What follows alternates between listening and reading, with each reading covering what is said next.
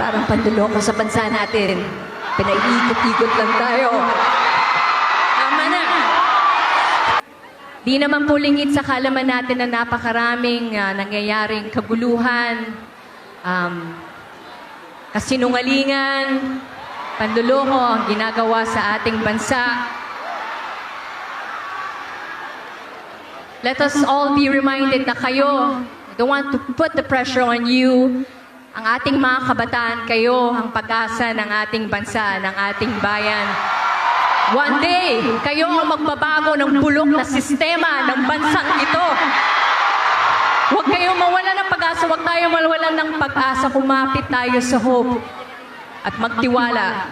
Patuloy na magtiwala na balang araw, mababago din ang bulok na sistema na yan. At uunlad din ang ating mahal na bansang Pilipinas. Hindi na natin kailangan umalis ng bansa para makapaghanap ng magandang trabaho dahil nandito na lahat ng oportunidad. Patuloy natin ipagdasal ang ating bansa.